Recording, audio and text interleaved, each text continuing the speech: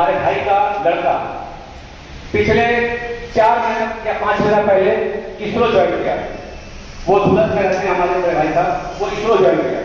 ये हम सब के लिए गर्व की बात है, लेकिन चाहे वो बिहार से कहे या हमारे समाज से कहे, ठीक है, हम कुछ भी नहीं जानते कि हमारे समाज का लड़का कई बड़े बड़े पोस्ट पर बैठे हुए हैं, कई बड़े बड़े संस्थाओं से जुड़े हुए हैं, लेकिन हमें पता नहीं है।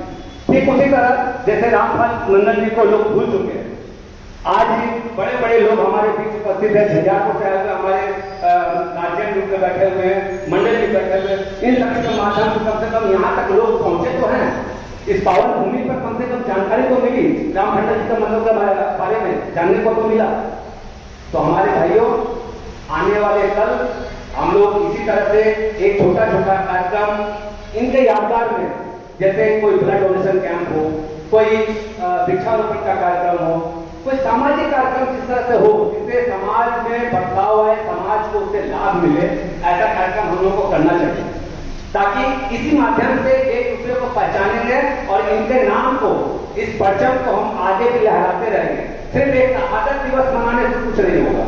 हम बार बार हम देख रहे हैं कि महाराष्ट्र में और आज पटना में भी, आज पटना में लोग अनशन के हुए, उन्हें शहीद का दर्जा दिलाने के लिए, ये अच्छी बात है, लेकिन क्या सिर्फ हमारे 5 लोग बैठ करके अनशन करके क्या शहीद का दर्जा प्राप्त कर पाएंगे? नहीं कर पाएंगे। उसके लिए अभी बहुत अच्छी बात बता रहे थे संपूर्ण जी कि हमें संगठन की जरूरत है, मजबूती की जरूरत है। जब तक कोई संगठन मजबूत नहीं होगा, हम आगे बड़े काम नहीं कर सकते हैं। सिर्फ अगर हम सोचेंगे कि सिर्फ आर्थिक दृष्टि से हम मजबूत हो जाएं, नहीं होगा। आर्थिक के साथ साथ आपको मैन पावर की जरूरत है, वो बहुत जरूरी है। जब तक आपके पास में संगठन शक्ति नहीं है, आप कुछ नहीं कर सकते। इसलिए आप सभी से मेरा अनुरोध है, निवेदन है कि हम सब एक होकर रहें, भानु जाति का परचम को लहराएं और इस शहादत दिवस के साथ साथ आने वाले दिनों में भी हम अपने रमेश मंडल जी को और भी जो वरिष्ठ लोग यहाँ पे बैठे हुए हैं उनसे आग्रह करेंगे कि इस छोटे छोटे कार्यक्रम को अलग अलग क्षेत्रों में किया जाए, ताकि हर क्षेत्र से कुछ लोग वहां से निकल कर सामने आए और हमारे संगठन को मजबूत करें। पीछे और भी कई वक्ता बैठे होंगे बोलने के लिए, मैं अपना वक्तव्य ये समाप्त करता हूं।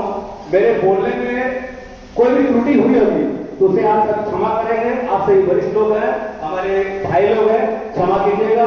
मैं एक छोटा सा वक्तव्य रखने का प्रयास किया, आप सबके बीच में अपने समाज को आईना दिखाने का एक छोटा सा प्रयास किया है।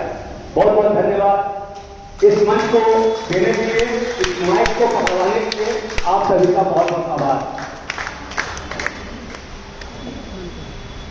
रामनाथ जी कहाँ चले गए? रामनाथ जी, अच्छा जब तक रामनाथ